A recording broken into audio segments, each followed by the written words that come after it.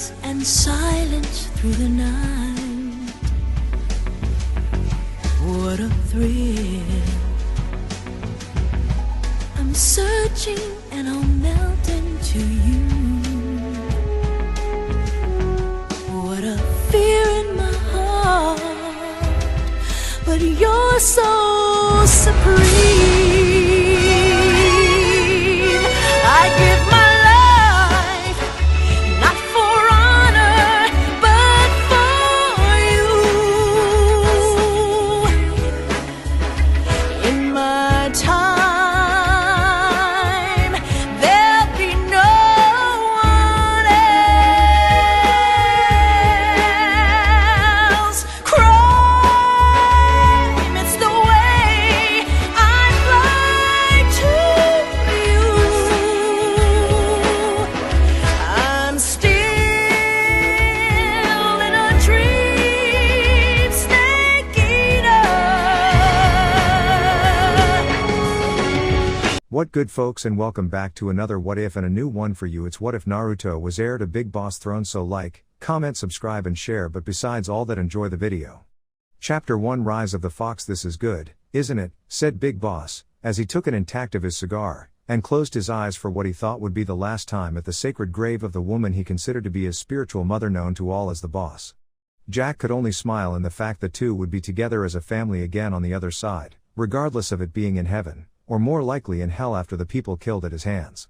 He wanted to laugh at that, if he had the strength to smile anyway, and think of the entire Foxhound unit in general to be one big dysfunctional family, with the boss as the strong mother of them all, the Sorrow being the strange yet loving father, and Ocelot being their son by blood, while Jack himself was the stepson the boss always wanted. For the extended family on Jack's side, it would have been Eva being as shy yet strong when required to fight of a wife, which meant Solid, Liquid, and Solid as Snake being his children. The end result making the boss a grandmother, which Jack knew would have made the strong woman happy if only one of them, most likely Solid Snake, being the most loved of the three snakes along with Frank Yeager, was a lot like Jack in terms of surrogate son, and the same was also said for Solidus's surrogate son Raiden. One must die and one must live. No victory, no defeat. The survivor will carry on the fight. It is our destiny. The one who survives will inherit the title of boss. And the one who inherits the title of boss will face an existence of endless battle. Those had been the boss's words years ago. Now there was no one left for him to fight. The past foes they had fought were dead, or no doubt dying. It was time for Jack to stop living this life of war and just go home to his loving mother and that special woman he loved, Eva. No more battles for me. I'm coming home, boss, thought Jack, as he felt his spirit leave his body, and join his surrogate military family in the afterlife. If there was ever an answer to the question of whether there was a heaven of hell, could possibly be answered by Big Boss if allowed to re-enter his body and tell his son, due to the fact he felt himself to be in both. Big Boss believed in many things during his time being a Solider, which included a strange sense of karma, as he found himself standing in the very place the boss had been killed, known as Rakovoj Barrag, and found himself to be semi-young again. "Hello, Jack," said the boss, as she appeared behind him from one of the thick trees he had at one point hid behind when being shot at, and saw her in the white sneak suit she wore all those years ago. The boss looked the same now as she did back then. "Boss," said Jack, as he felt compelled to salute her like a Solider should, and saw that loving smile she always gave with pride shining in those tired eyes. "You don't have to salute me anymore, Jack. I'm here not as your superior officer, but as a mother come to embrace her son, and welcome him home," said the boss, as she hugged her surrogate son, and Jack hesitantly at first returned it. "May I call you Joy?" said Jack, not knowing what else to call her. "Of course. I always preferred that to the boss. Though considering your title after I was defeated, you must have wished to keep the title of Snake, or Saladin, from what I have heard of the many titles given," said Joy, seeing Jack wince at that. "I'm sorry. I'm so sorry, Joy." "Forgive me," said Jack before he got on his knees and looked up at her, tears running down both of his eyes despite the eye patch. "I already have, Jack. What was asked of you in terms of your mission was hard to do. I know. My own mission was hard for me too, because it required I betray your trust, our bond, and love we formed for each other. When I look at you, Jack, I see the second son I could never have after all that happened, and loved you as if you were my own," said Joy, as she looked at her surrogate son, and cupped his head, felt him press his face against her stomach, crying for the first time ever since, even before he killed her. "I felt like I died inside when I killed you. I hated myself for what I had done and began to drown myself in the many battlefields I engaged in to numb the pain, said Jack, feeling Joy's hand petting his hair and feeling droplets of tears fall on him from her eyes. I know, Jack. I died the day I betrayed you. I knew the very second I threw you over the bridge that day, we could not go back to the way things were, and changed everything for us. But now we can put this horrible bloody chapter in our lives behind us, and not just because we're both dead. We can move past it because we want to move past it and mend the ties between us that we didn't wish to willingly break, said Joy, smiling down at her child, knowing that Jack was her son regardless of the asterisk mark next to that title that would state it was surrogate. Surrogacy be damned. He was her son in every sense of the word, and she'd fight anyone to the death who tried to challenge it. I only have one regret since that day when things broke between us on that bridge, said Jack, now slowly standing before Joy. What? Said Joy, wanting to hear what it was he regretted. Not joining you. When I learned you asked the old members of the Cobra unit to join, they jumped at the chance to follow, and part of me wished I had been asked too. If you had asked, I would have followed, said Jack, seeing Joy crying further now, and hugged him tighter. I was tempted. I was tempted to give you the offer knowing you would follow. But deep down I knew that if I did, you would never reach your full potential, and become the great soldier I knew you could become, said Joy, as she had been tempted to say join me, and have Jack among the ranks of Russian forces. But she knew in her heart of hearts that it would only hinder more than help him. A potential that is needed once more, said the Sorrow, as he appeared behind another tree with Ocelot, and Frank Yeager doing the same, with his body shifting from his human body to the exoskeleton he was given prior to the Shadow Moses incident. The Sorrow? Ocelot? Frank? Said Jack, seeing the three of them smile at him. It's been a long time, big boss, said Frank, as his voice shifted slightly from normal to electronic when his body shifted to the exoskeleton ninja form he wore during Shadow Moses. Indeed it has, said Jack, shaking his surrogate son's hand. The afterlife has done wonders for your appearance, brother, said Ocelot, as he was no longer the elderly person he once was, and now wore his GRU uniform, show the rank of a major, while having his short blonde hair with revolvers at key places along his hips to perform a quick draw. You too, brother, said Jack, grinning at his stepbrother, and the man returned it. What did you mean by Jack's skills being required again? Said Joy, as she had thought that once Jack finally died, he'd be with him here in the afterlife, and be allowed to have peace. That was what Sorrow assured her would happen when Jack physically died. Time has no meaning here, Joy. You know that. Even as we speak, the world we've come to know has gone by in heartbeat, and everything we knew about our ways has long since been lost. The world no longer uses gun, but spiritual energy called chakra, and war has sprung up on multiple occasions with no real chance for peace to truly settle. Even the current peace the world has in effect now is impure, tainted, and poisonous, with what is holding it together being a thread as thin as a single strand of hair. The world needs a new big boss. Jack is needed in the world of the living to train another to one day become big boss, said Sorrow, seeing the shocked looks on both the legendary soldiers, and knew this was unexpected. But the Sorrow had seen what the world had become of itself without Big Boss. He had used his powers to see things, as they passed by day after day, month after month, and year after year, until the world became as he described. While he agreed the world didn't have room for snakes in it anymore, the Sorrow also agreed with Joy when she stated the world had room for one boss, and it was time for a new one to reappear to stabilize the world. So I'm to be sent back to train someone to become the new big boss?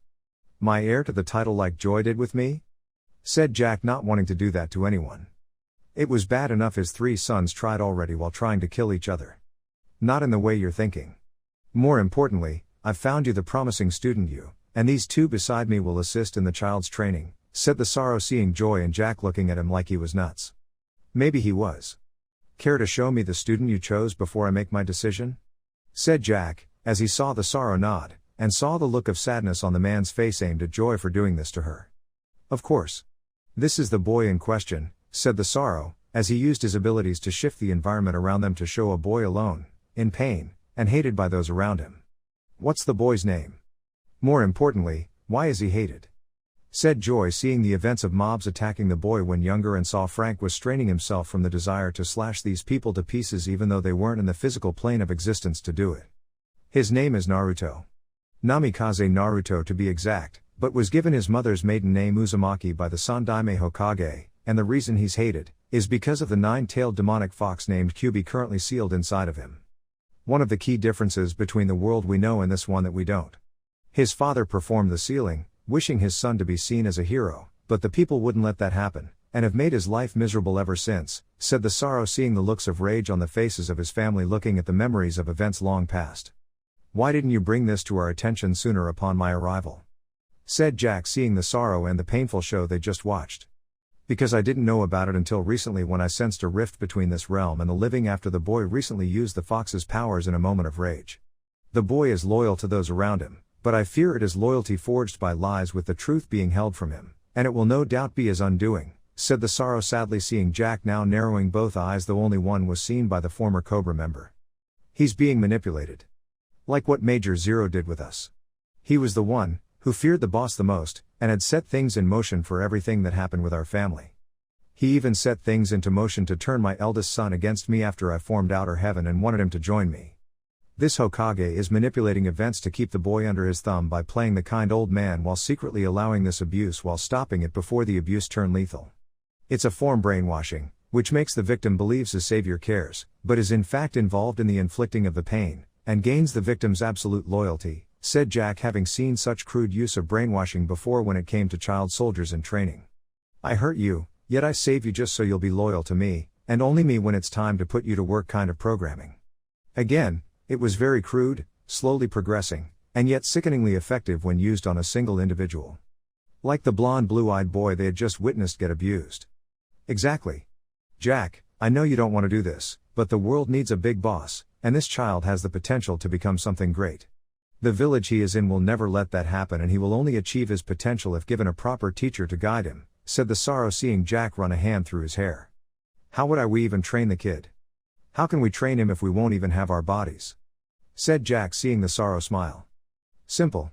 Your spirits will be in his body, said the sorrow, seeing the raised eyebrow of Ocelot, and Frank was looking at him like he was crazy. Well, crazier than usual. Want to run that by us again?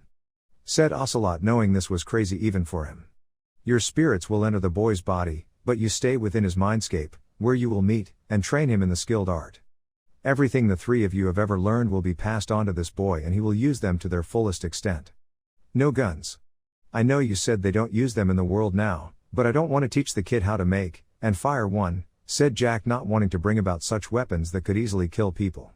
Agreed, said Frank, as he saw Ocelot look reluctant, but gave in at the end, and nodded his head about not teaching the boy about guns. Very well. I suppose using guns in this day and age with the kid wouldn't be necessary, since they have so many unique ways of killing people without them, said Ocelot, seeing his father smile at him. Excellent. I'll take you into his mind now, said the sorrow, before the four of them vanished and left Joy alone.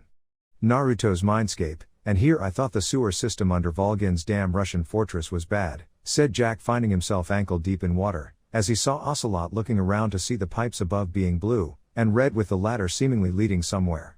This way, said the sorrow, sensing the QB nearby. Sure enough, the four soldiers of war walked towards the golden-colored bars, which held the QB, and saw that the cage was a mess with purple snake-like chains around it. When the sorrow put his hand on it, the image of someone hitting the seal from outside of Naruto's body came into his mind, and knew this was a seal meant to block the QB.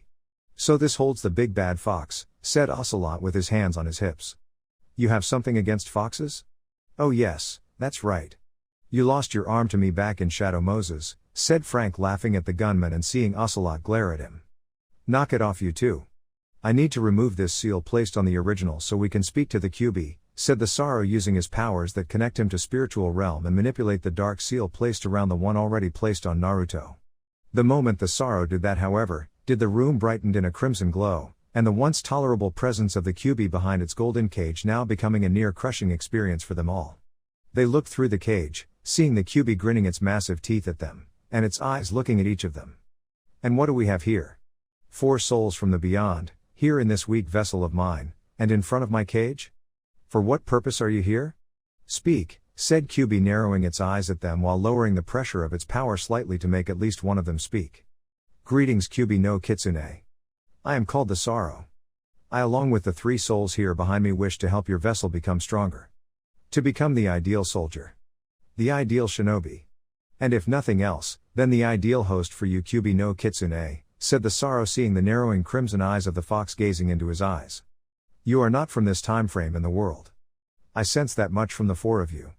I also sense, you are from, before my own, said QB, its eyes widening in surprise at such news. Yes. Each of us is a master of warfare from the days of old before you were ever created by whatever means breathed life into your form. These three behind me are the best that ever existed in their time in the world's bloody history in terms of war. With their help, you will have vessel worthy of his status in being your host, and will not bow to the fools within this village, said the sorrow, seeing the QB's eyes burn with fury at the slight mentioning of the leaf. Those arrogant fools. I hate this village for what they have done to this boy in order to make him weak and twist his mind to their whims. It sickens me, said QB, as it had seen the boy's memories, tried to talk to the child on more than one occasion about the lies told, but the seal was stopping such a chance, and it was just so damn infuriating. Give them the chance to teach your vessel and break free of this village's hold on him by showing him the truth needed to break the chain of lies, said the sorrow, seeing the fox looking at him now with those fury-filled eyes burning with what seemed to be the power of hell itself. Very well.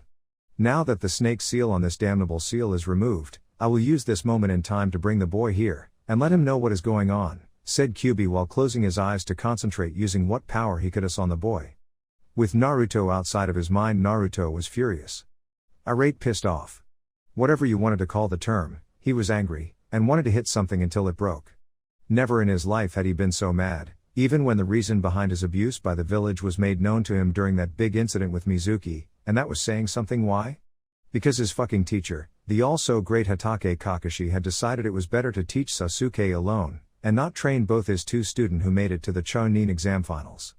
That wasn't the worst of it either that made him so angry. Flashback, what do you mean I can't see Sasuke? Said Naruto, as he wanted to see his teammate, and this bitch of a lady wasn't going to let him see the Uchiha. You are not allowed to see him, demon. Now get out of here before I call security and they make you leave here in not such a walking state, said the woman, sneering at the boy with disgust. Don't worry. I will escort him out, said Kakashi, appearing behind Naruto and put a firm hand on the boy's shoulder before turning the boy away. Why? Why is it that you, Sakura, and all of Sasuke's fangirls can be allowed to see him with me being the only exception? Or do I really need to ask? Said Naruto, seeing the Jounin narrow his one eye at him. No. You don't. Frankly, Naruto, I don't think it's in your best interest to see Sasuke right now, as you have to train to fight Neji, and you can't do that here, said Kakashi while seeing Naruto's mix with joy and fury over training to fight Neji after the crap the older boy pulled on his younger Hyuga of a cousin. I suppose you're right, Kakashi-sensei. What time should I see you for training? Said Naruto, seeing Kakashi raise an eyebrow at him as if he just told a strange joke. Training? Naruto, I'm not going to be training you. I'm training Sasuke, said Kakashi like it was the most natural thing in the world. What? Why can't you train me too? Said Naruto, seeing Kakashi again look at him with the "Are you serious?" like appearance on his masked face. Honestly? Naruto, I don't really think you have what it takes to beat Hyuga Neji due to being a prodigy, and Sasuke is fighting a much tougher opponent. A foreign shinobi is far more dangerous to fight than fighting one of our own, and Sasuke needs to have my undivided attention, said Kakashi, seeing Naruto's eyes burning with rage at him for this betrayal. A foreign shinobi is more dangerous? Did you not see what that prick Neji did to his own cousin? The team nearly killed a member of his own family and probably would have too if not for the medics that for to Hinata in time. I think you have your facts in reverse, said Naruto, seeing Kakashi's eye narrow dangerously at him. Are you questioning your Jounin superior, Naruto? Because if you are, I'll see to it you are removed from the Chunin exams, and have your shinobi license suspended, said Kakashi, seeing Naruto's eyes widen before they narrowed dangerously too. So that's how it is, huh? You're just like all the other assholes in this village. You want me to lose? Maybe even die? Well, I got news for you, Hatake Baka. Uzumaki Naruto does not go down easy, and if you try to take me down, you better have a fucking army at the ready to back you up, said Naruto, walking away from the surprised Jounin. Don't you want to know who I asked to take my place in teaching you? Said Kakashi, seeing Naruto stop and glance at him. Why? It will just be one of the many jerks here in the village, who hates me, and will try to sabotage my training. As if anyone could call your way of doing things training, since all you do is focus on Sasuke while I'm cannon fodder with Sakura being a human shield for your precious Uchiha. Tell the guy you hired to go screw himself, you, or Sasuke for that matter. It seems to be the only thing you three are the best at, said Naruto, raising his right hand and gave the finger while walking away. Flashback ends when Naruto was far away from the hospital, into the forest of one of the many training grounds of Konoha. The blonde screamed out with all his anger, smashing through all the trees around him, and cursing the people in the leaf for screwing him over. People in the orphanage, the civilians, the shinobi, the academy instructors, and even the Hokage for some reason that deep inside felt right. Like a secret, even bigger than Kyuubi was there in the wind waiting to be told, and yet the powers that be were keeping it locked away out of his reach. It was infuriating. Falling to his knees, Naruto felt exhausted from using his rage in what felt like a fraction of his usually much larger reserves of stamina, and collapsed before unconsciousness claimed him. Naruto's Mindscape. Naruto found himself deep within his mind, which he had been in before, but always felt like it was a dream, and when asked about what the place was to the Hokage, the old man had looked nervous though explained the place he saw was nothing to be concerned about. At the time, Naruto had no reason to doubt the Hokage's words in leaving it alone, but now after the facts about Kyuubi being sealed inside his body, and the abuse he had suffered for it made sense that this place was not some kind of reoccurring dream. I hate my life, said Naruto walking through the water-filled floor and felt a pull towards a single place that seemed to be calling for him. The kid's finally here. Took you long enough, fox, said Ocelot to the fox growling at him. Be silent, mortal. The seal the Yondaime Hokage placed on him to lock me away is not making things easy for me. All it will let me do is give what chakra I can to help heal him, and even then such an ability has been used on injuries received from the fools in the leaf rather than the enemies of the leaf, said Kyuubi before seeing the blonde make his way up to the cage and see him along with the others. So you are sealed inside of me, said Naruto calmly, but the anger at the realization of the truth being seen before his very eyes only hurt more, and stared at Kyuubi without any fear at all. You were expecting it to be a lie? Said Kyuubi with a raised eyebrow. Considering all the crap I went through with the village because of you, absolutely, said Naruto with a hint of sarcastic tone into his words while seeing the fox chuckle at him like he just told a joke. Not a chance, kid.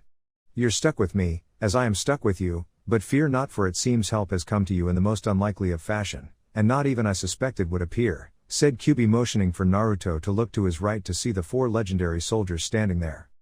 Who are you? How did you get inside my head? Said Naruto seeing the Sorrow step forward and smiled down at him. I am the Sorrow. Behind me are 3 of the greatest legendary warriors the world long ago has ever known.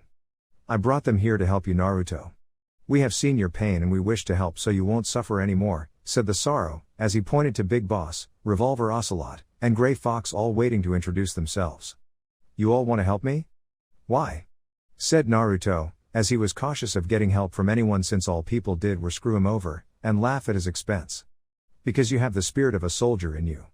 We have seen the abuse you suffered at the hands of this village, we have seen you endure it all, and that takes a strong will. One that won't be broken so easily, said Big Boss, as he walked over to the boy, and smiled down at him.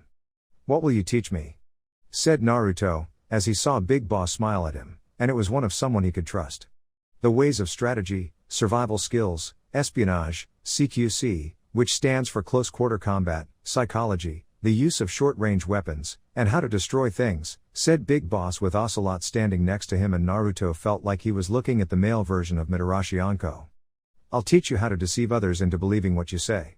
You're good already at that, but with my help you'll become a true master of deception, and fool even the most perceptive of people around you.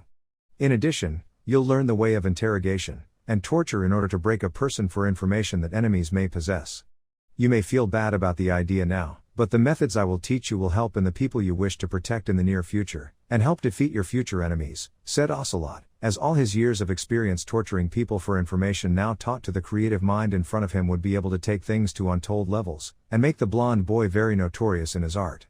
As for me, I will teach you swordsmanship using my special kind of sword, which is a high-frequency blade that cuts through anything at a high rate of speed, and then stealth combined with it to kill your enemies in utter silence, said Frank, as he saw a lot of himself in Naruto, and wished to see the boy achieve his potential like Big Boss did with him. Sounds cool, though I feel it's going to be painful, said Naruto, hearing them chuckle, knowing that statement was indeed correct. Not only that, but you'll be training to use those jutsus your world has, and focus on bettering your chakra control, since that too will need work. Though considering you have so much, the need to control it doesn't seem to be a real issue, and we can focus on that when we can, said Big Boss, as he had seen through Naruto's memories, which he had to admit were boring, and yet they were the basics needed to get started on unleashing the kid's potential. What about him? Said Naruto, pointing to the Sorrow. Sadly, I cannot train you in my own skills, since I am merely a transporter of spirits, a medium if you will, and my power cannot be taught. Do not worry though, young one. These 3 here are more than qualified to help you. Listen to everything they say and you will become stronger than you could ever imagine, said the Saro, seeing the boy nod with determination in his eyes. Good. When I face Neji team in a month, I'm going to make him pay for nearly killing Hinata-chan, and make him regret it, said Naruto, as the image of Neji hurting Hinata to the point of near death appeared in his mind, with everyone saw the young girl around the boy's age fighting her older and stronger cousin, knocking her down despite the many times she got back up. This girl reminds me of Eva. Shy, yet when the time came to fight, she could hang with the best of us, and did what needed to be done. What is it with shy, yet strong women that attract the most fearless, yet most traumatized soldiers, and make our hearts ache with our blood boiling inside with a need to see justice done on their behalf? Thought Jack, as he thought of Eva, and then thought of Meryl when it came to his eldest son being the same way. Don't worry kid, you'll get your payback, and more when we're done training you, said Ocelot, as he saw what the others did, and knew this girl was a lot like the people they themselves knew in connection to Naruto. I want to get started. Right away, said Naruto, seeing the four nod, but then the sorrow started to fade away, and continued smiling at the boy. I must go. I have done what was needed to be done.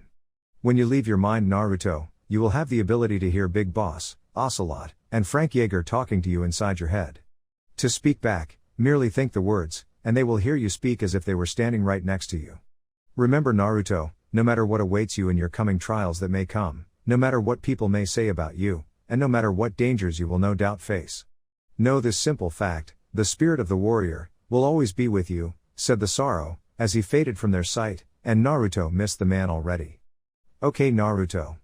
Time to enter the real world and do some hardcore training. From what I saw of your memories before you came here, the ability to use shadow clones was one of the few jutsus you learned, and literally become a one-man army. Start with that, said Big Boss, seeing Naruto nod and leave his mind to find himself back in the forest where he fell unconscious. Not to question your orders or anything right away, Big Boss Sensei, but, what will an army of shadow clones do? Thought Naruto, picturing Big Boss frowning slightly. You mean you don't know the secret behind the shadow clone jutsu? Said Big Boss, knowing it was in the boy's memories that he read it. Well, I was kind of in a rush to learn, and didn't have time to read everything because Iruka-sensei interrupted me in my learning, thought Naruto, hearing Big Boss sigh in his head. Not surprising.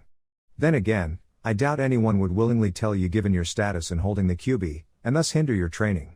One of the reasons the shadow clone jutsu is forbidden, from what I looked at the contents of your memories and reading what you saw, the shadow clone transfers all the information it learns to its creator, and thus allows the user to learn things faster.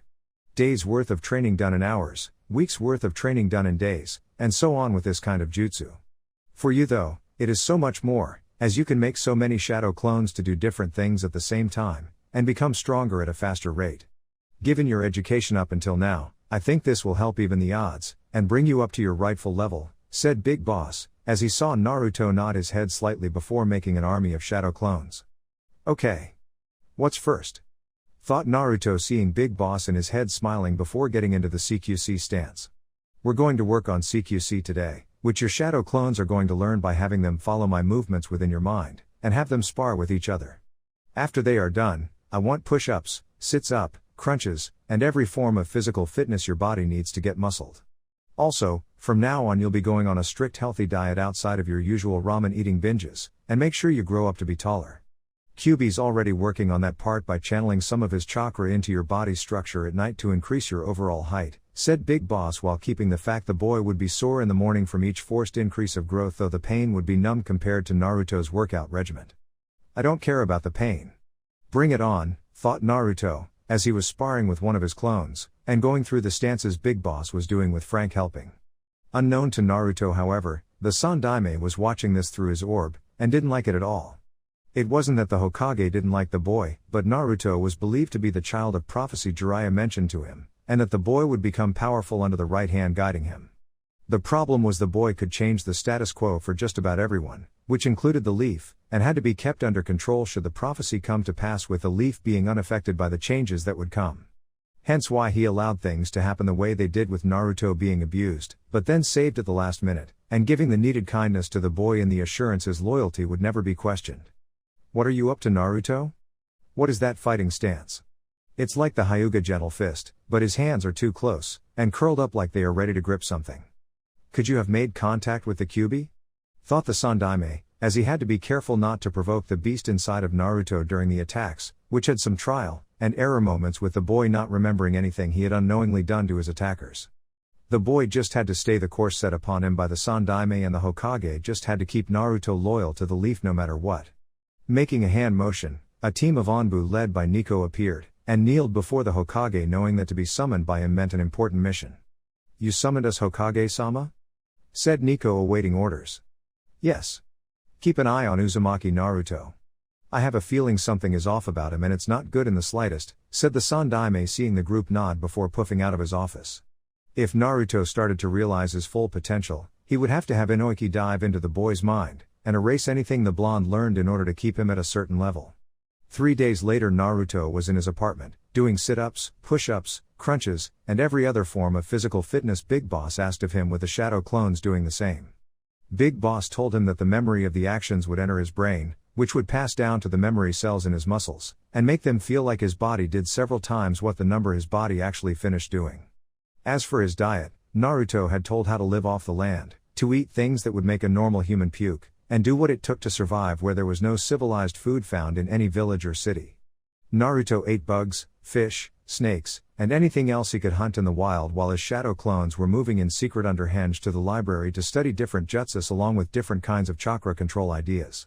However, even with all the intense training Naruto had done using shadow clones while isolating himself from everyone in the village, it wasn't enough, and Big Boss knew that the boy's activities were being monitored by shinobi outside the boy's home. Kyuubi had long since sensed them days ago, meaning they were sent to spy on Naruto at the behest of the Hokage, and the old man was beginning to remind Big Boss of Major Zero even more. The fact Naruto had to have his shadow clones henge into some random shinobi just to get in was appalling, and it was time the boy learned the painful truth behind the lies of the old man. To do this, Big Boss knew he would need Naruto go in there without the use of a henge, and cause a stir within the library. However, there was always a risk that the action would bring about Naruto being taken away at the end by the Hokage in secret, and then investigating the boy's recent actions by having one of those mind invaders enter his head. If the Sandaime learned of them, he would no doubt find a way to seal the three of them up, wipe Naruto's memories, and do God knows what to the poor boy just to make sure things went his way. "I wonder, Kyuubi, if it were possibly, could a shadow clone take more than one hit, and last long in a fight?" said Big Boss, seeing the Kyuubi sitting its face down near the bars while enjoying the company of the three soldiers. If anything, the Kyuubi felt honored to be in their presence, as they were masters of war, and all its violent glory, yet they did not arrogantly embrace the glory in their actions of their time. Besides, the trio were helping Naruto get strong, and the one thing the fox wanted was a strong vessel, given how the leaf had tried to bring about its suffering through the boy. Even demons didn't do that. It is possible. Though you can only take a few hits before the shadow clone is no more. If the shadow clone is stabbed, it will be an instant kill, and no amount of chakra can stop the jutsu from dispersing, said Kyuubi, seeing the man nod and then walk away to plan things out. The next day, "You want me to do what?" thought Naruto, as he didn't quite understand the order, and Big Boss knew the boy wouldn't. "It's simple. Make a shadow clone with my spirit inside of it.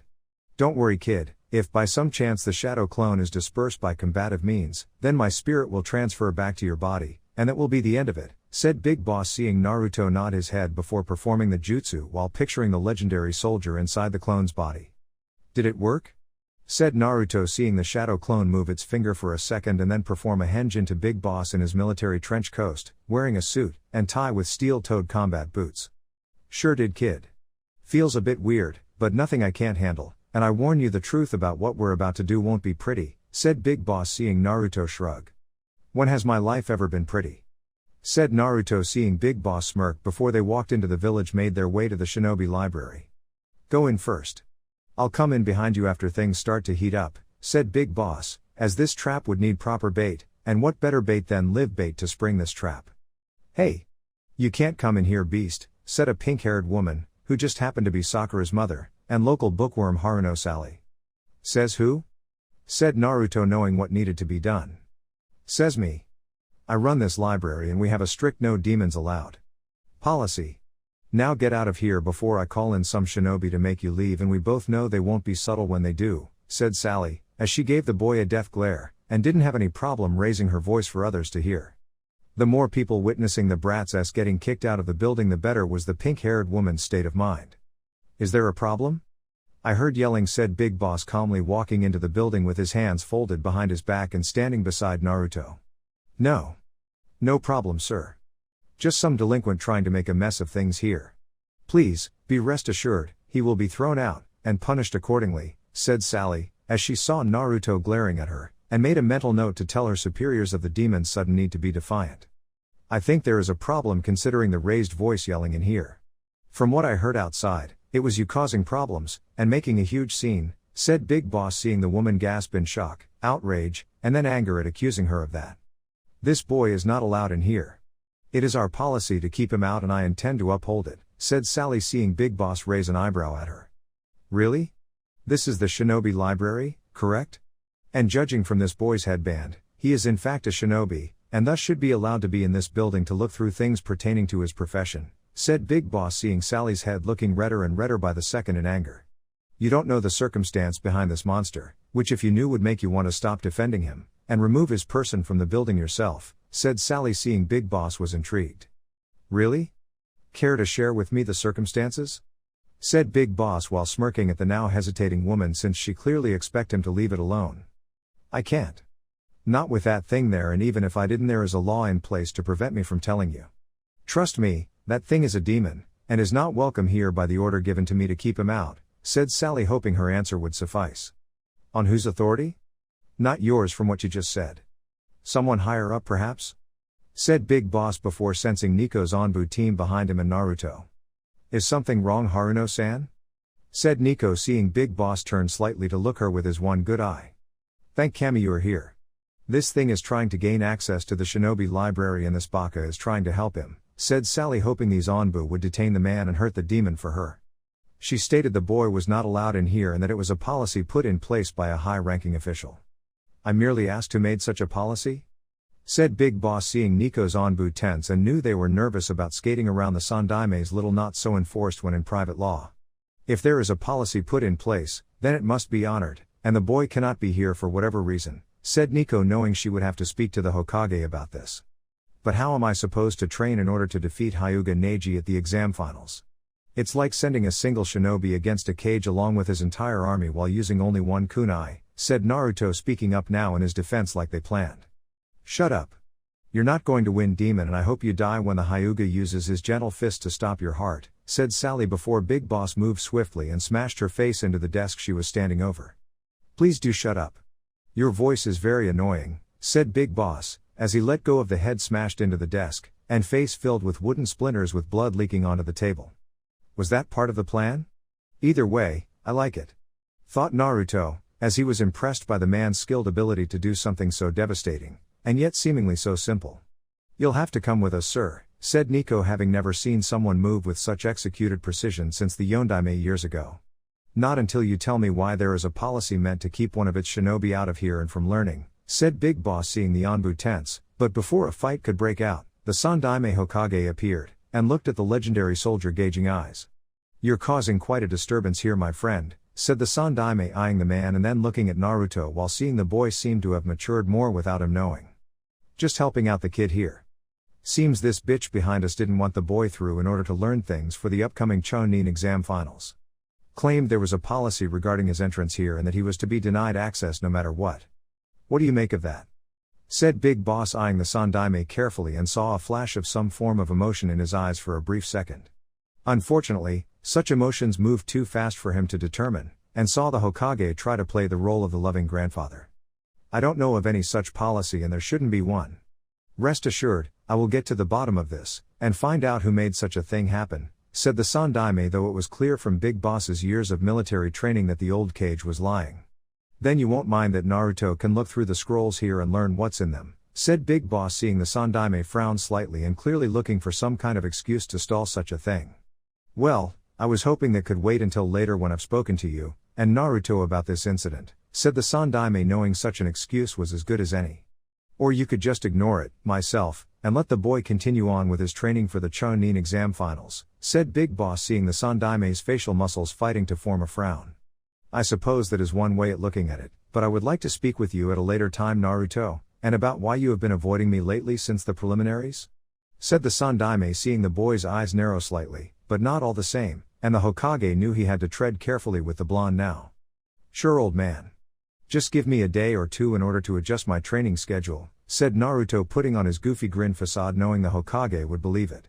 Seeing the Hokage nod, Big Boss saw the Anbu take Haruno Sally away to the hospital to have her face healed, and with the Sandaime soon leaving too. Smirking, Naruto made a whole army of shadow clones, and then had them head straight for the sections of the library where they could learn everything they needed while huddling in a corner of the building to learn without interruption. "You saw what I saw, I take it?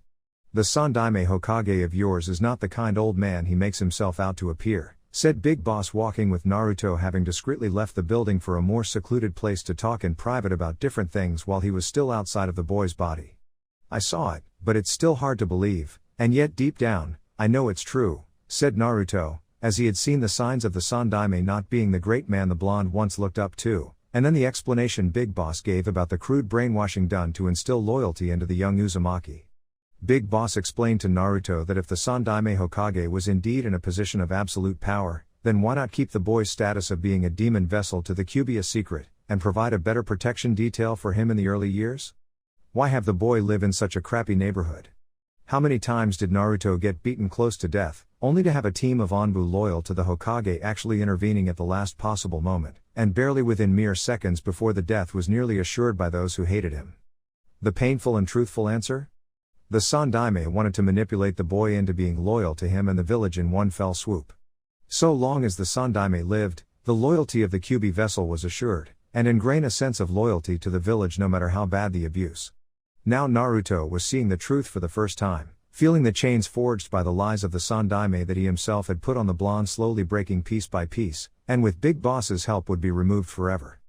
"You can't stay here in the village, kid. We need you out of here by at least tomorrow with a good head start and someplace where we can get you a HF sword," said Big Boss, as he saw Naruto nod solemnly, and his mind was currently going over the best places to go for such a weapon while getting back in time for Chunin exams. "What about the Land of Iron?" said Kyuubi, having been allowed access to the needed information Naruto had in his head. "The Land of Iron?" said Naruto before focusing on that particular place in his head. "It's not run by shinobi, but rather samurai, and they could make the sword based on the designs you specifically asked for," said Kyuubi, seeing Frank nod his head at the idea, since samurai blacksmiths were bound to their honor when making special custom-made weapons and not revealing them to anyone. "He'd have to leave tonight.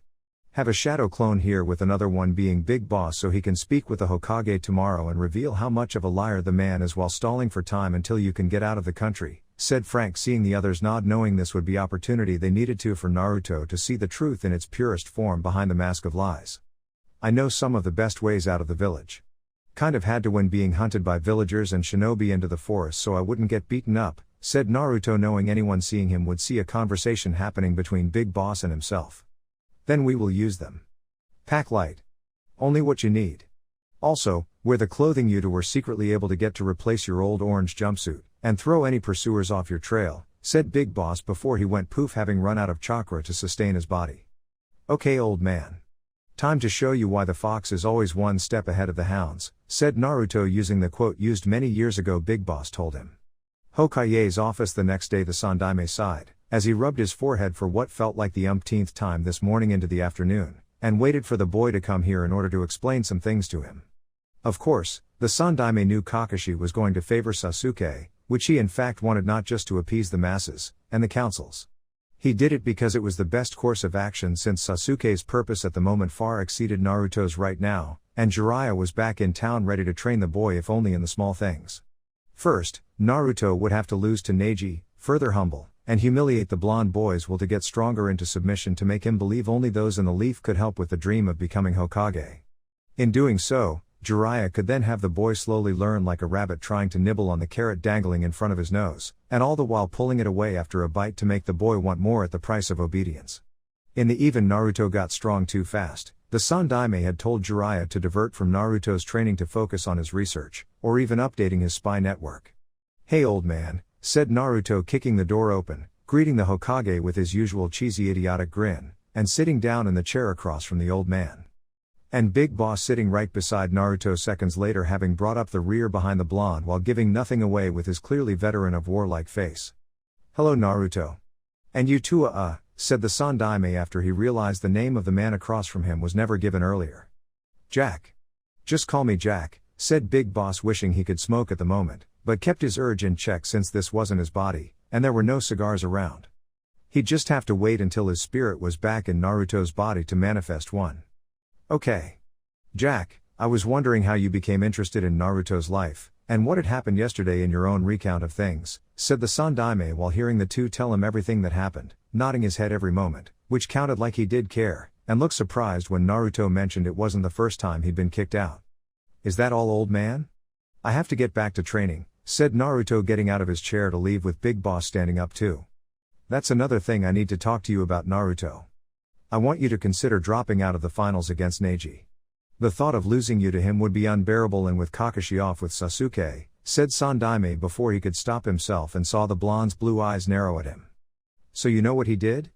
You know he doesn't have any faith in me beating Neji? Do you also know the name of the so-called sensei the man asked to fill in for him? Do you? Said Naruto with all sense of joy gone and the air becoming noticeably thick in the room. Konohamaru's instructor Ebisu, said the Sandaime calmly, though the hairs on the back of his head were starting to rise in a panic. That jerk? He hated me from day freaking one when we first met. Why should I even try to learn anything from him when I can get stronger by doing things on my own? Why do you even allow this to happen? Why not order Kakashi to train me along with Sasuke? You're the Hokage, said Naruto, seeing the Sandaime trying to figure out what to say about this, and Big Boss was also waiting for a proper response. They got none. He doesn't have to answer you, Naruto, said Big Boss finally, with both kid and elderly man looking in his direction. He doesn't? Said Naruto, trying to look puzzled, but only looking it to make the third Hokage sweat a little, and let Big Boss lead things up to the inevitable conclusion that awaited this drama within this room. No. The Sandaime won't change things because he doesn't want to change things and is hoping you fail the Chunin exams. Most likely your first match, said Big Boss, seeing the Sandaime's eyes widen.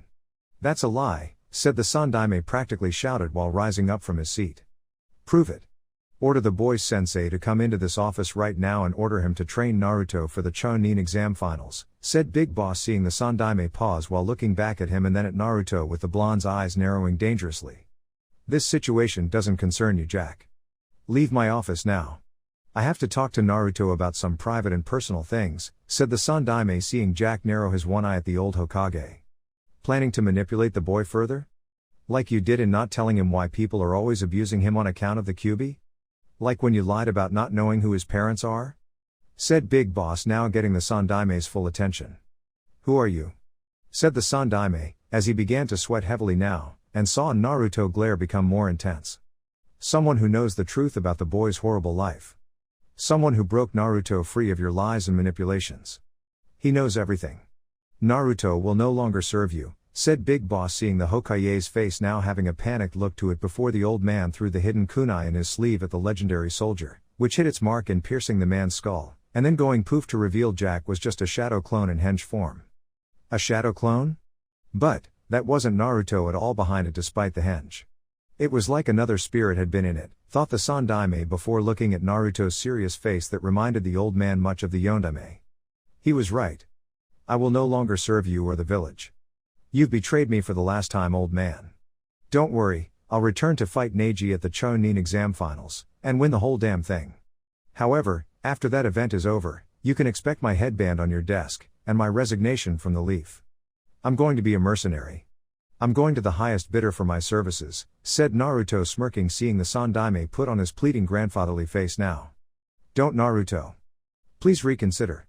I know I should have done better, but, said the third Hokage, was silenced by the boy's killer intent. Shut your mouth. I've had it up to here with you and your lies. I'm gone, old man, and there is nothing you can do to stop me, said Naruto before walking to the door, but was struck in the back by a kunai to the shoulder by the Sandaime, and staggered forward before turning around, glaring at the Hokage with a "that was a big fucking mistake" kind of look. And then Naruto went poof. Much to the Sandaime's surprise. A shadow clone? Damn it, said the Sandaime, as he had to act fast to recover from this situation, and cursed Kami for letting things spiral out of control. He quickly called for Anbu and told them to get Jiraiya of the Sannin and the hot spring into his office immediately. With Naruto at the moment, asshole, said Naruto to himself with his eyes narrowing at the memories he got from the shadow clone, and his anger filled him for the lies the Sandaime shoved down his throat. It had to be done, Naruto.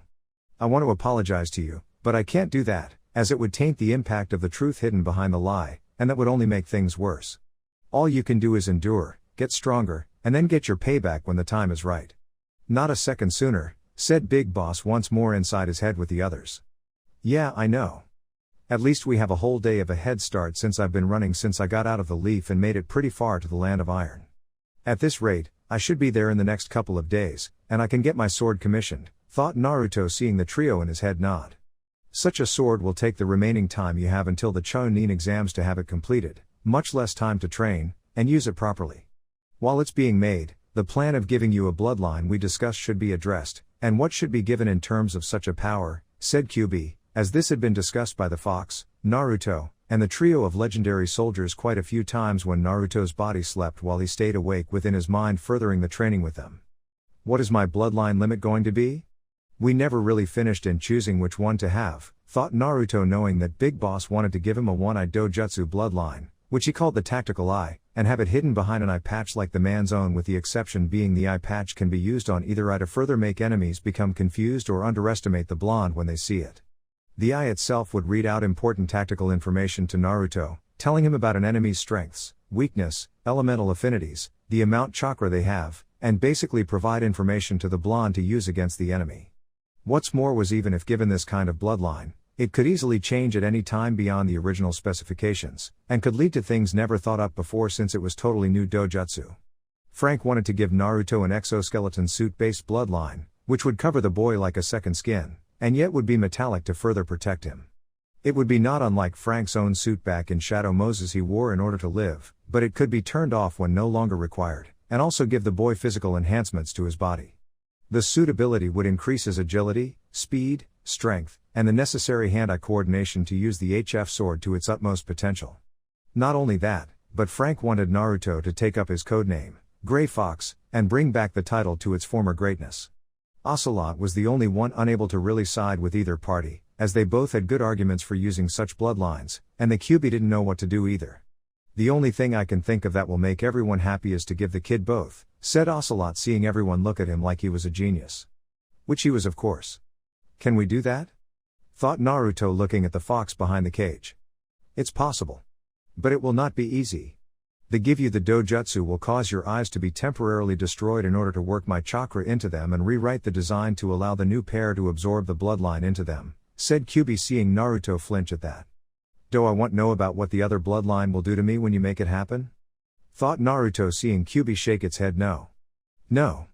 Though I don't think it will take a prodigal genius to figure out it will cause you a lot of pain, and there is also a chance you may be discovered by Leaf Shinobi if they can sense my chakra altering your body for this bloodline, said QB, seeing Naruto once again flinch at the notion of being in pain and caught by Leaf Shinobi soon after. No doubt they'd just make him suffer more in his weakened condition before dragging his body back to Konoha, where the Sandaime would seal away the power QB gave him. Okay, so it's going to hurt. Been there. Done that. When we get to the land of iron, which will be around tomorrow if I keep my current pace, I find a hotel, pay for a room, look for a samurai swordsmith, ask him to make me a special sword, and then get my bloodlines within the remaining time before the Chunin exam finals. Sound like a plan? Thought Naruto, seeing all eyes on him now before nodding. Sounds about right, kid. You have enough money? Said QB, seeing Naruto smirk at him. Are you kidding? Those bastards in the Leaf's merchant quarter would barely sell me anything, and the only things I could get were outdated stuff they threw out. If I tried to buy anything, they'd triple the price just for me, and wouldn't let me have any of the good quality stuff. It was actually cheaper to wait until they threw out the old stuff since they constantly overstocked on. Thought Naruto while secretly patting his pocket where his swollen wallet. QB grinned at the irony of it all, as he knew the others inside the boy's head did too, and that the Leaf wouldn't know what hit them until it was too late. Konoha Stadium day of the Chunin exam finals, the Sandaime found himself unable to keep his scowl hidden while staring down at the arena before him, as he saw all the participating shinobi with the exception of Sasuke, and Naruto with neither boy in sight. Of course, Kakashi was going to be late with the Uchiha, which was not unexpected given the Jounin's infamous reputation for being late, and no doubt would have Sasuke be late with a flashy entrance. What bothered the third Hokage was Naruto was nowhere to be found, which was something in itself if the Toad Sanin's notorious spy network was unable to locate an orange jumpsuit wearing blonde, who yelled a lot, and loved to eat bowl after bowl of ramen. The only reason the Sandaime didn't disqualify Naruto now was due to the kunai in his office yesterday with a note attached saying the fox is always one step ahead of the hounds that hunt him. It took all of the Hokage's cunning to keep the news of Naruto's seemingly non-existent presence in the leaf for nearly a whole month a secret and keep any rumors about a strange shinobi of some kind with experience in war taking a unique interest in the blonde after that incident at the shinobi library. He's here. I can feel it in these old bones of mine, thought the Sandaime before looking over at the Kazekage, who was really Orochimaru in disguise, and decided to start the Chunin exams now in order to see how things play out. Will Uzumaki Naruto and Hyuga Neji come forward? Your match starts now, said Genma, as he saw Neji was there, but not Naruto, and wondered where the kid was? He won't show up. It was all talk, thought Neji while smirking at his apparent victory without even the need to lift a finger and see Hinata's suffering increase knowing her so-called inspiration was nothing more than a fraud. His musing on the matter were interrupted though, as a figure walked into the stadium, wearing a dark trench coat. His clothing in the sunlight had a silver metallic sheen to it, and the wind just happened to be blowing just right for his entrance. Everyone's eyes now focused on him now, as he walked into the arena floor across from Neji, stopped several feet away from the Hyuga, and turned to fully face the older boy. You didn't think I would miss this, did you, Hyuga Neji? Said the figure with his one eye covered in an eye patch with the lower half of his face covered in dark face paint giving him a more intimidating appearance. Uzumaki Naruto? Said Genma, his eyes widening at this kid, who was nearly Neji's height, if not that, or slightly taller. Turn his head to stare at him. Don't call me that name. I am lightning that flashes in the darkness. I am the blade that pierces the shroud of lies. I am the fox among the hounds. Call me, Gray Fox, said Naruto, as he would go by Naruto to those who were close to him, but his codename would be Gray Fox for everyone else that didn't until told otherwise. Though in truth, Naruto had also wanted to be granted the title of Big Boss like Jack had been given, and prove himself in the trials to come in order to make that dream a reality. In the stands, the people were tensing at the title, believing the seal had broken, and the Kyuubi had finally possessed its host despite all their actions to the contrary and forcing the boy into submission to stop it. They had believed with a submissively weak host, the Kyuubi would think twice about possessing the boy, and submit to their whims no matter what. Now they were seeing the fox had broke free of its leash, made its vessel strong, and wasn't going to submit like they had wanted from the start. Their only hope now was Hyuga Neji putting an end to this demonic uprising and put the Kyuubi in its place. This is Naruto? He's so different, thought the various members of the Rookie Nine and their sensais present for this match. I don't care what you call yourself, loser. It is your destiny to lose to me. It is your fate that I be the one to crush you like the weak thing you are. Just like I crushed Hinata-sama in our match in the Chunin preliminaries a month ago, said Neji getting into his gentle fist stance while Naruto just smirked. I cut through fate like a blade, Hyuga Neji. Something you are going to learn in a very painful manner, said Naruto throwing off the trench coat and then taking his sword at his hip into his hand before stabbing the ground with it. Before taking a few steps forward and getting into CQC fighting stance. What heresy is this? Why are you mocking the Hyuga clan's gentle fist? Said Neji with anger clearly in his voice. Oh, you mean this? This is a form of taijutsu I learned in the last month among the many different things I spent doing without the prying eyes of this village watching my every move, and is far older than the gentle fist of your oh so prestigious Hyuga clan. So it's not really mocking at all. You say it's my destiny to lose to you? We'll see if that's true after I beat you in the very field your clan is known to have the advantage in, said Naruto grinning and letting out a cruel chuckle while his tactical eye behind his right eye began feeding him information about Neji. Hyuga Neji vs Uzuwa Gray Fox. Ready? Fight, said Genma before Neji charged forward intent on ending his opponent quickly. He can't win. Neji's the prodigy of his clan. To even consider fighting Neji in taijutsu is insane. Thought Tenten having seen Neji defeat Lee in countless matches in taijutsu. Troublesome. Just when you think a guy like Naruto is figured out, he then pulls this on us, and changes everything we know. And what is with the name Gray Fox? And why are the people around here uneasy about it? Thought Shikamaru, as he saw Neji trying to take Naruto down, and was surprisingly failing at the job. That's right. Hyuga Neji was failing to take down Naruto in taijutsu. Naruto, who could not win half the spars against teachers, and even most of the other students. Granted, back then no one would teach Naruto anything, and didn't have family to help him train. But still, for Hyuga Neji to fail against Naruto in taijutsu meant the world was seriously off its axis, and it was very troublesome in Shikamaru's genius mind. Naruto open palmed Neji in the chest, sending the Hyuga boy flying back, And it was clear by the surprised look on the Byakugan user's face that this was not how he expected things to go. In fact, almost everyone watching the fight expected Naruto to lose instantly in the first few minutes of the fight, and thus it would be the end of the boy's attempt to advance his shinobi career. What's wrong, Neji? I thought it was my density, if not my fate to lose you in the finals, and yet here I'm standing toe-to-toe with you. Come on, team. Stop trying to hit me and hit me. That is, if you can? Said Naruto, using the knowledge in how to taunt his foe, which he learned from Ocelot, and saw Neji getting angrier with each passing second. The gentle fist attacks were getting sloppier, the strikes aimed at Naruto were becoming more easier to block, and counter with each attempt made by the Hyuga prodigy. Naruto for his part had decided to end this battle, as he waited for Neji to get in close again, and broke the older boy's arm after grabbing it before following up with a flying knee to the gut that sent the Hyuga branch family member flying back while skidding across the ground. You shouldn't be able to defeat me. You are nothing. Just a fool. A weakling. A mistake made in an unholy union. I am a Hyuga prodigy. I am born of a noble clan of noble line of a rich clan heritage. You are beneath me, said Neji, getting up while holding his arm while blood leaked from his nose and down the sides of his mouth. You're not the first one to tell me that. Practically everyone in this village hates my guts and has tried to make me submit in some shape or form. Even the Hokage in secret has been trying to keep me under his thumb because of what I am, which you don't know, and the parents of our generation can't say. You want to take me down? Now's your chance. Take it, said Naruto, smiling a cruel smile like Ocelot showed him, knowing it would just anger Neji further. Die, you weak excuse of a shinobi, said Neji, as he used his remaining hand to lash out at Naruto, but the blonde caught, and broke that limb too before being backhanded in the face, the sound of his jaw being broken. If I'm such a weak excuse of a shinobi, then why am I the victor of this match, and you are on the ground, defeated? Said Naruto, walking away from Neji before looking at the proctor to call the match while picking up his HF sword and trench coat. Hyuga Neji is unable to continue. The winner of this match is Gray Fox, said Genma, with the crowd being stunned into absolute silence. Damn right, I'm the winner.